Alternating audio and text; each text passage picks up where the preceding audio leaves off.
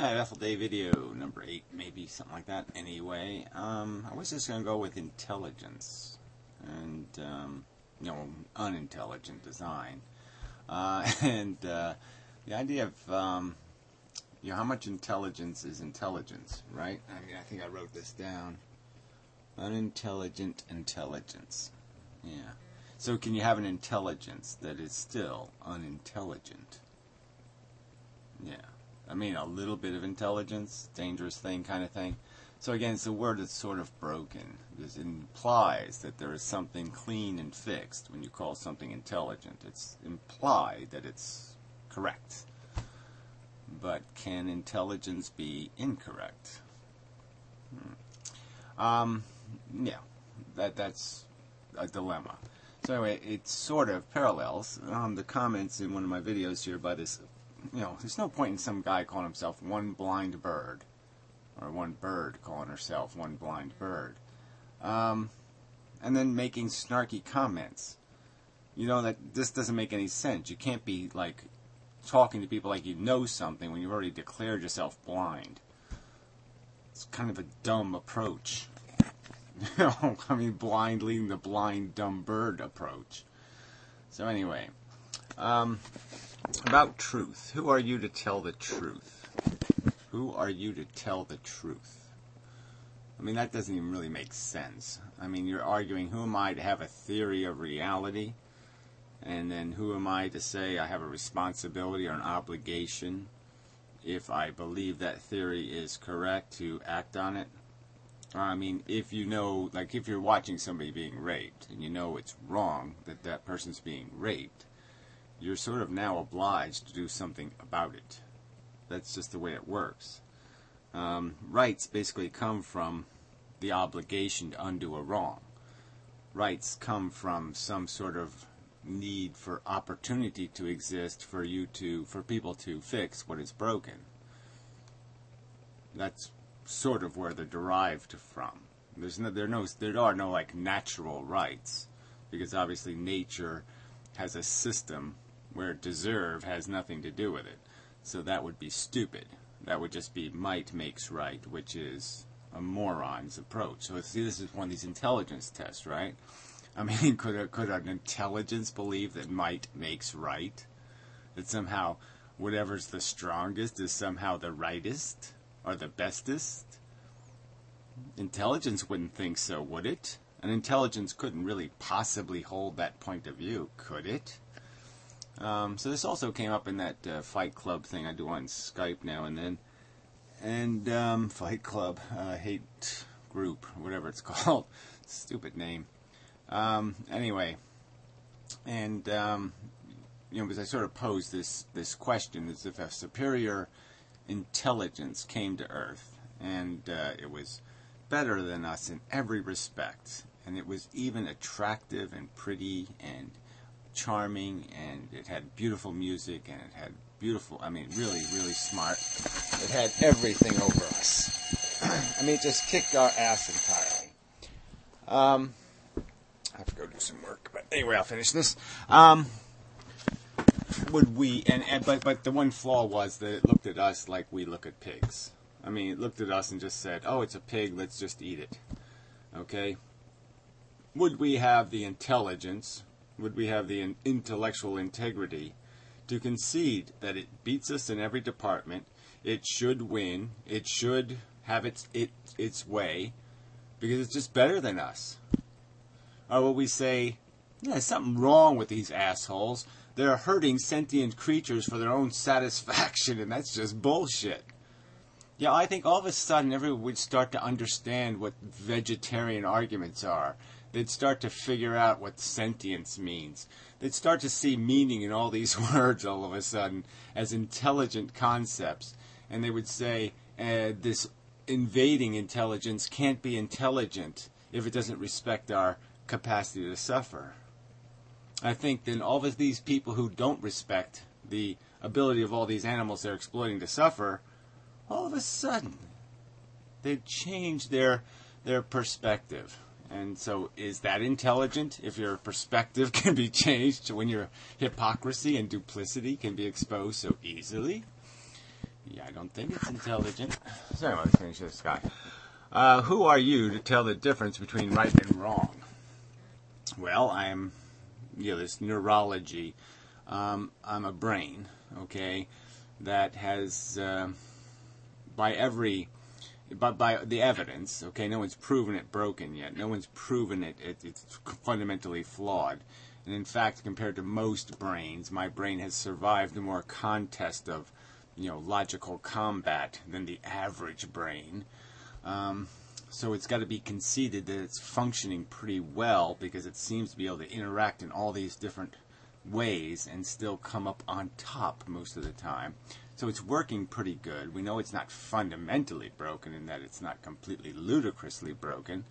And yes, it derives understanding. It models the world. It says, how does this work? It defines the theory of function. And if there is no alternative explanation that has any possibility of being nearly close to better than spaghetti monster bullshit, it might concede reason for pause. But the truth is, there is no alternative, reasonable counter-argument. It's receiving none. It's receiving silly arguments like, go kill yourself. That'll solve the problem. No, that'll solve your problem. It won't solve the problem. Anyway, are you God? Well, again, what I do know I am is smarter than a DNA molecule. I know I'm smarter than an alligator. I know I'm smarter than an AIDS virus. I know I'm smarter than weather. I know I'm smarter than the forces that are now in control. And I certainly know also that I'm more informed and I have more contextual perspective than is being exercised by the people I am claiming to be reckless, irresponsible assholes. So, yeah, that's who I am. Do you know everything? No, but I know enough. And I certainly know by every measure, every way you could possibly measure it, right? Again, we're back to the argument here that I've survived the kitchen, all right? I've gone to the hot kitchen and I've survived in the argument hell. And until somebody comes up with some sort of decisive fact, it's something more than, I don't think so. That's not the way I feel about it. Until I get arguments better than that mush, yeah, I know more than the things I'm arguing with, which automatically implies that you have to take charge, right? I mean, the smartest guy in the room is the one responsible, essentially, for what happens. That's the way it works. That just, it automatically imposes responsibility. If you're, that's what comes, that's the responsibility of being intelligent. It imposes responsibilities. In a sense, I suppose it bestows rights, because the only way you can exercise your responsibility is through a right to exercise it. I mean, we had a responsibility to stop Adolf Hitler. So, we sort of had the right. It just comes with the responsibility. Do you think that everything that is worth to know in the future is known to you? Do I think you're going to find some footprints of the spaghetti monster? No, I don't think you are. No, I don't think in the future you're going to learn anything that matters. The truth about our origins and our function have been defined. The only truths left to discern are the irrelevant. So it's like if we were going to analyze a car, a vehicle out there, a van, we would first diagram the function. We would diagram the mechanics. So we've done that. We've got the engine down. We've got the wheels turning, friction on the road, the energy distribution curves. We've gotten the efficiencies down. We got all this stuff down. And the stuff we don't know is, how exactly thick is the paint? And what's the exact chemical composition of the paint? Right? What exact temperature within a millionth of a degree is the fourth cylinder? Yeah, we don't have that information. But guess what? Who cares? Right? It's all, the stuff we don't know is the stuff that just pretty much doesn't matter. Yeah, maybe we can put an 8th ingredient in the special sauce for your little beef burgers, but that's as far as you're going. There's no super big, insightful information left out there to be discovered. We know where we came from. We know what we're made to do. We know how this thing all works, function-wise, in terms of its expression, what the end product is, basically. We don't know every nuance of the interior. We can find some new chemical to snort and make us feel good, but that's about all that's left to do. Okay, where was I? If not, who are you to say that we shall not have children? Well, again, the first question to ask is when the having children event is the question that needs justification. You always have a right to stop a wrong. Right? There's just a right to stop wrongs. So if there's a wrong, you have a right to interfere and stop the wrong. So all I have to do is declare the wrong accurately. So if I say it's overtly wrong to have children unless you have a claim of right, and the right has to be better than I have sperm, or I have a uterus, an incubator attached to me. Now, if that's the only reason you're going to give me for your right to impose life, to play God, that's not good enough. So you're committing a wrong. You're committing a trespass because you don't have any right. You're not articulating any explanation for what you're going to fix or correct by having children.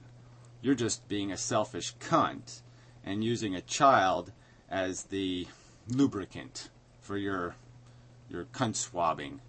So fuck you, all right? You're the one that has to justify the wrong first. The wrong is your unconsensual trespass on sentient life forms. And I have a right to stop you from doing that unconsensual trespass.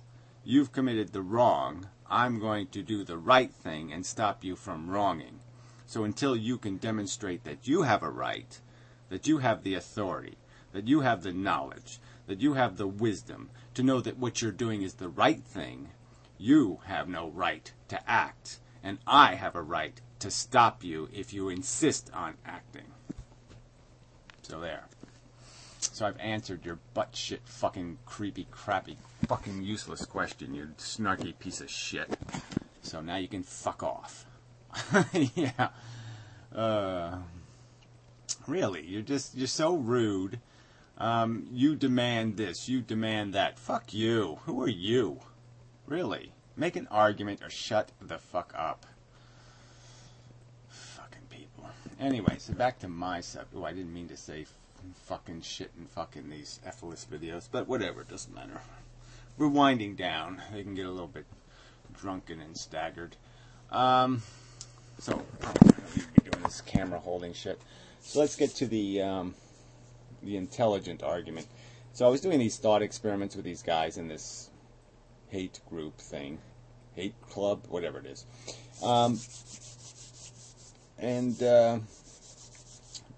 You know, the idea was to sit there. Well, here, I'll do it real quick thought experiment. All right, there's 4 people in a lifeboat. One of them's a woman. The 4 people decide the women should stay because, yeah, there's no other way to arrange it. The men are all heterosexual. The woman's a heterosexual. They're likely to have more fun on the island if the woman goes. They only have enough water for 2 people to make it to the island that they know exists, and they can only get there if they only have enough water to get there if 2 of these guys jump overboard. So the 3 guys have agreed the woman's going, and they're going to sit there and decide, try to do it intelligently, who's the best candidate for Paradise Island. And they're not just going to ask the woman who she would prefer, because they're going to try to do this logically and intelligently, not just based on the fact that the woman wants something at a particular minute. And she certainly is entitled to an opinion, and she can express that opinion. That can be part of the discussion, but she's not critical to this decision. The decision is more about what is life about, and what is the valuable thing for human beings to do. And so one of the guys is really smart, but it's all like quantum physics smart, abstract knowledge, scientific knowledge, all that kind of stuff. All these guys can survive on the island, so they all are smart enough to build a hut and make a fire and, whatever, cook coconuts. They'll be able to handle that part. Okay, so one guy's really smart, doesn't have anything else going for him. The other guy is really attractive, really romantic and artistic, big penis, and he's got a vasectomy. Okay, and the third guy is nihilist cunt bastard.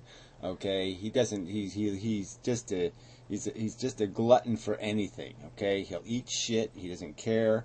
He doesn't feel very deeply. He's just kind of a shithead.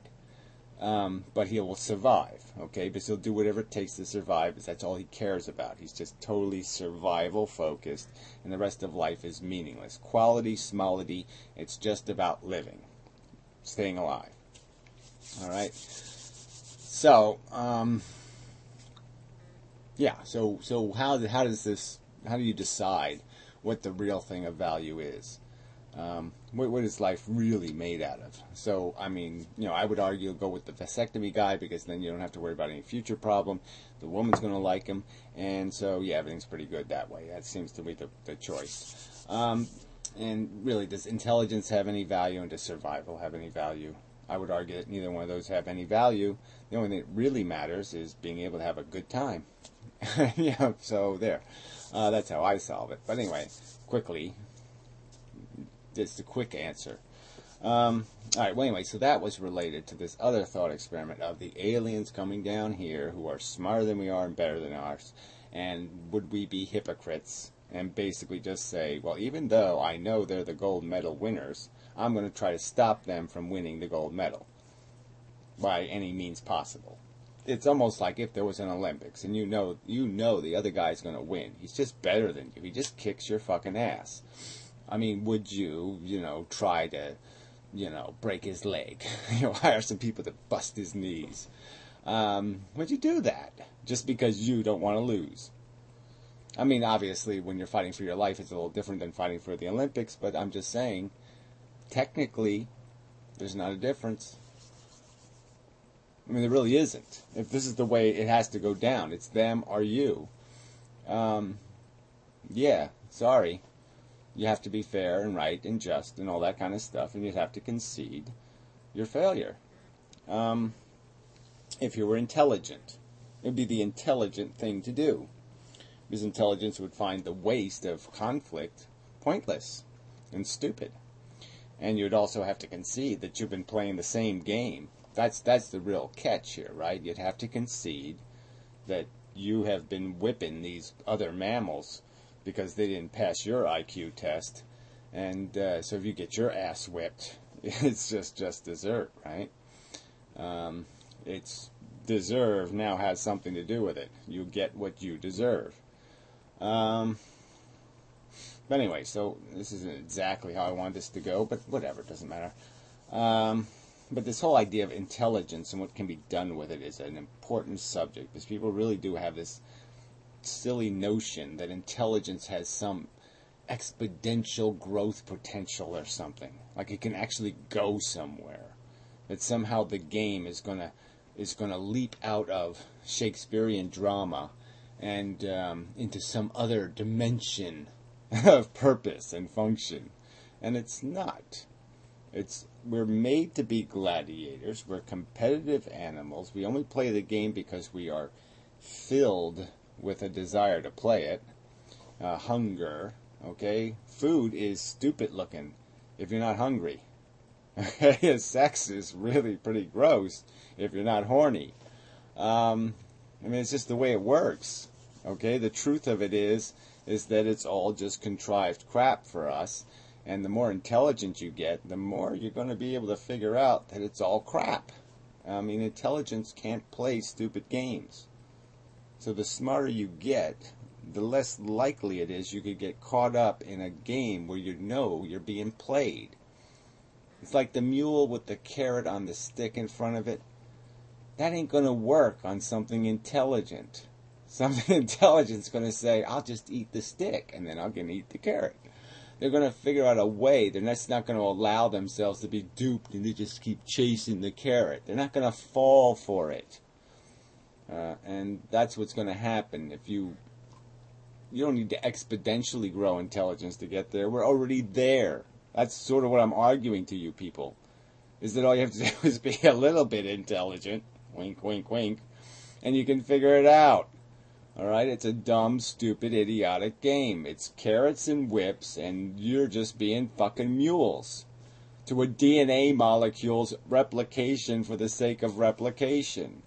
And you have the arrogance to call yourselves intelligent? And you're falling for this game? Come on. I mean, it's a joke. It's ludicrous. And what's your counter argument? What is it? What is it? You don't have anything. There's no evidence in the cosmos of anything brilliant.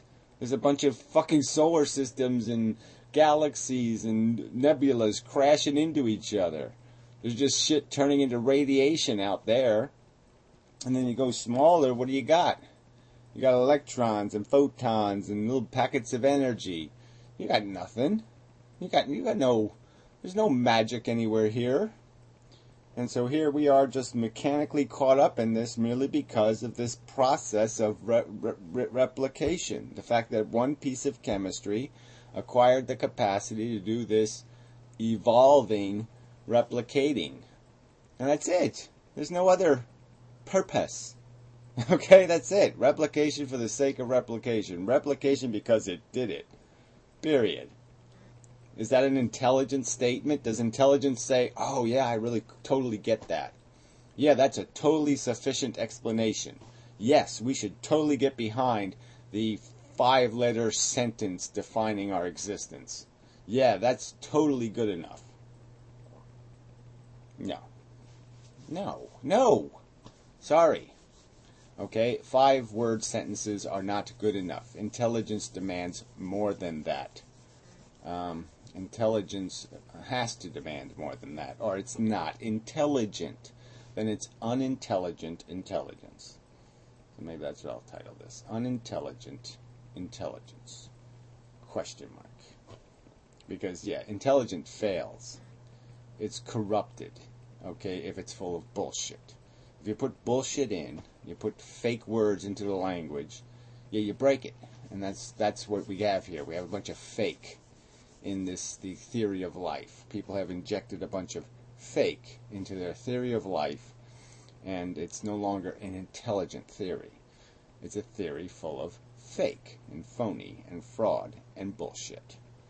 Because the truth is replication for the sake of replication. And the truth is sentience creates the vulnerability to harm. It invents harm. So you invent harm so you can replicate something for the sake of replicating it. Yeah, that math is an intelligence can't look at that math and say, yes, that makes sense. Good idea. No. Something unintelligent, something possessed by desire, by a contrived desire, something bigoted against intelligence, is the only thing that can make sense out of that. Okay, that's enough. So, till next time, such.